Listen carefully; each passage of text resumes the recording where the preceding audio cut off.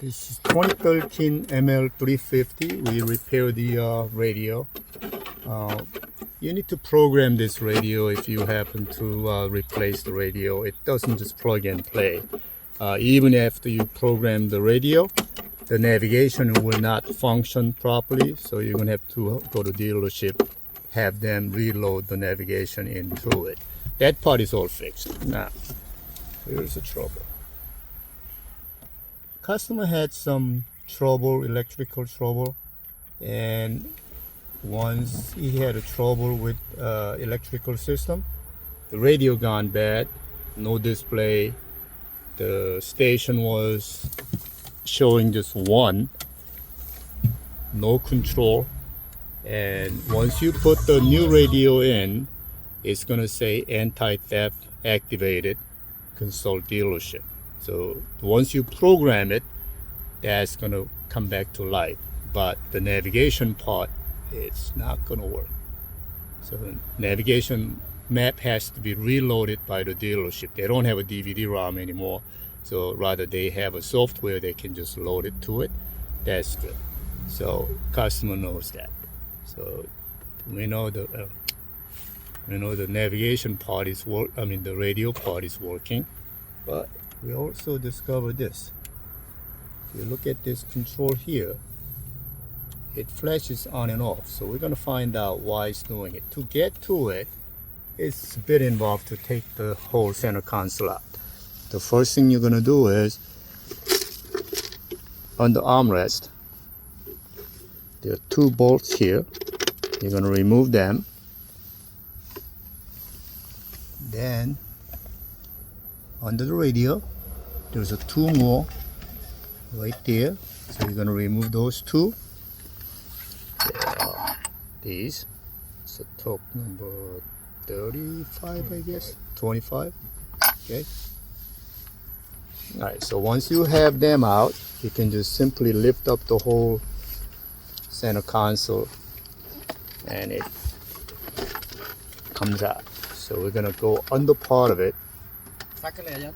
Let's see what's going on. ¿Qué quieres? Son los de adentro, los que están yendo adentro. Eso. Alright, so we detach this one. That's the main harness, and this one is another, like I guess like an SD card input or something. Alright, so once you have this center console out, you probably don't even have to remove the whole center dash out to get to it. First thing you're going to do, this thing just pops out. Open this glove box, the armrest. Underneath, there are two torque screws here. Torque number 15 right here. These are both. These are the small screws. Remove those two. Then open this back ashtray part. You just pull that out. The two screws. Let me see if I can show you. There's one here, one there. Now once you have them out, you can actually pry this out like this. Underneath, hold this one for me. There are two screws, one here, one there. Once you remove them, this entire armrest slides out. The reason that we want to slide this one out is we want to get to this part. The armrest is over. You cannot really pry this out. So once you remove the armrest out, then you can pry this one out. Alright, recap. We did not have to take the entire console out. Rather, you're going to do like what we did. You just pull this ashtray down, remove two screws here, and you should be able to pull this away a little bit. That will give you an access to remove two screws here. Then this was in here. Two screws there. Pull this out, put it on the side. Then the silver trim. Where's the silver trim? The silver trim, you just simply pry this entire console upward, flip it over. Actual controls are held down with the 4 screws. Take that out. I'm gonna open it up and see why it's not working. Hopefully I can fix it. This is ML350. We did have trouble with this command center control. Was flashing on and off and it wasn't working right. So I ordered a used one off eBay. We just put it in. It does work. So I'm gonna briefly tell you how you guys can install this quick ways. First thing we're gonna do is, we took the whole center console out last time. We don't have to. Once we took the whole center console out, then we found out there were an easier way to do it.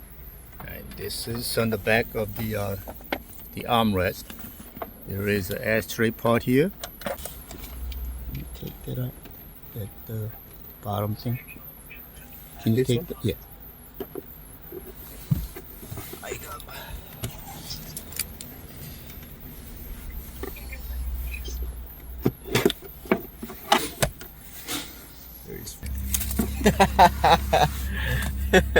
Okay, so under this rubber mat here,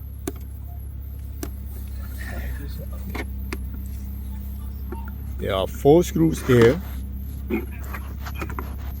2 silver ones and 2 black ones. You're gonna remove them. So these 2 here, those 2 there, and 2 here behind the ashtray, 2 there. And once you have these 2 out, you should be able to pull this away a little bit. Take 2 screws out here, and once you have them out, this entire armrest pocket comes out. And after that, you remove this entire bezel out, then you should be able to get to the screws. There are 4 screws here. So this is the old one, which was flashing on and off, and it didn't do nothing. Now with the new one, let's see. Where is it? It's right there on the gym.